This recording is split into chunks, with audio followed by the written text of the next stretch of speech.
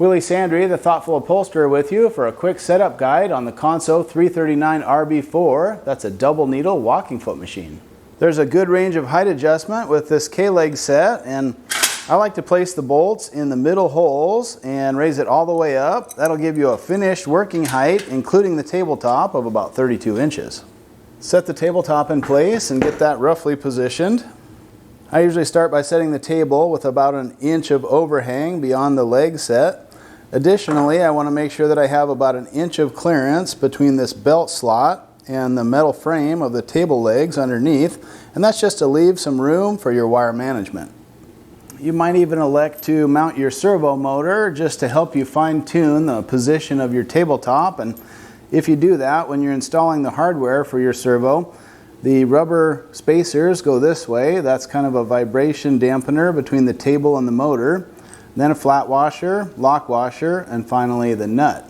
So I've got nuts installed on these two bolts, but not yet on this one. That'll just let me slip that servo motor bracket in place.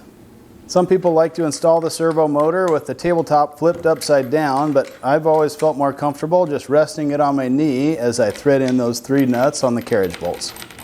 And for now, just align the motor pulley with the slot in the table. You can always fine-tune that once the head is in place. And this will give you a good chance to mock up the treadle rod as well as the drawer to make sure everything will land right where you want it. Pre-drill some holes and permanently mount that tabletop with some short length lag bolts. And that's a ply core top, so it takes fasteners well, and everything is really nicely machined. Now fine-tune the treadle rod position so it's oriented more or less vertically. Make sure to leave enough room on the left side of the leg set for that sewing drawer, and that's often pre-drilled on the underside of the table. And make sure to manage the servo wires so they stay well clear of the belt. Locate the box that the head is packed in and start accounting for some of the accessories. Inside the oil drip pan, you'll find accessories like the thread stand, bobbin winder, knee lift, hinges, oil, and just general tools and accessories. Drop the 4 corner bumpers in place that will support the head and secure those with tacks or screws.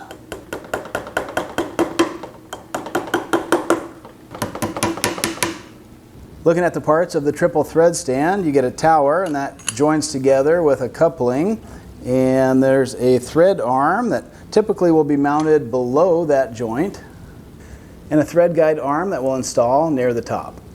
And you can drop that into the pre-drilled through hole in the corner of the table and secure that with a washer and nut from underneath.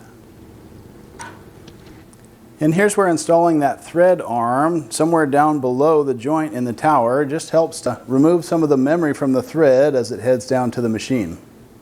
Well, the parts bin is really winding down now. We just have to install some hinges for the head, this oil drip pan, and a knee lift. You'll orient the pan this way with the openings over here for the knee lift linkage, and on the bottom at some point you'll thread in this oil reservoir that'll catch any excess oil as it comes off the machine. These 6 smaller screws are what we'll use to attach that oil pan from underneath the table. The European hinge cups just drop down into the pre-milled sockets, and if you like, you can secure those with a little tack. You know, locating that knee lift bracket used to be pretty tricky, but now everything's pre-drilled, so installation is simple. Some users will prefer to install the knee lift while the table is upside down, but I've always found it pretty easy to do just like this. And I sure hope your shop help is as good as mine. This knee pad cover goes on snug, but if you pry it on with a screwdriver, it works pretty well. If it really fights you, you might try heating that up first with a heat gun. And there's a couple more parts to the knee lift assembly that you should understand. There's a small bracket with 2 holes in it. That'll go inside the knee lift pad assembly. Attach 2 bars to the knee lift bracket. This right angle bar will connect to the pad for your knee lift, and also make sure that this portion doesn't stick out too far, because if that contacts the bottom of the table too early, it'll actually limit the arc of motion on that knee lift. The second part is a straight bar, and you'll need to select the bottom hole to have enough clearance under the pan. This is the sort of spring-loaded action you want to see, and we can fine-tune things once the head is in place. Drop the hinges in place and heft that head up into its cradle. The head will just drop straight down into place. Make sure that the hinges engage fully into the hinge cups. Now the machine will come threaded up and sewn off from the factory. So take note of the thread path and be sure to watch the dedicated video on how to thread your 339RB-4. And that straight bar also has a small foot attachment on it, so it can lift up and articulate with this roller wheel on the head.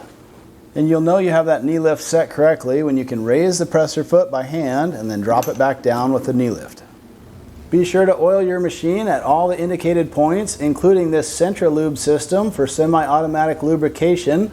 There's a pair of dipsticks here just next to the large U-style bobbins, so fill that up until the oil level is at the notch on the dipstick.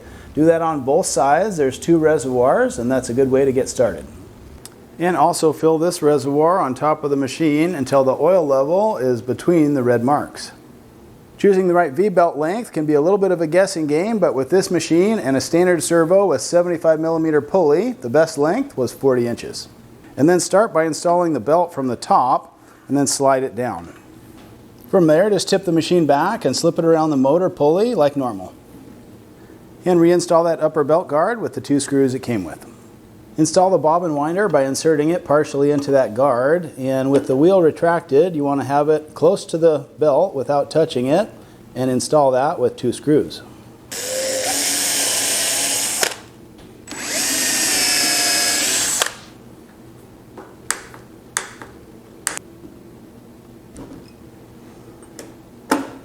And be sure to add any other belt guards that came with your machine.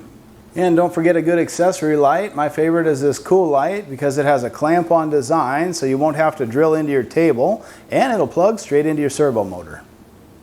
Okay, that'll wrap things up for setup on the Consew 339RB-4. And I tell you what, the one thing that I used to dread on this was installing the knee lifts, but now that that's pre-drilled under the table, that's smooth and straightforward as well. So I don't think you'll have any issues with the quick setup on this machine.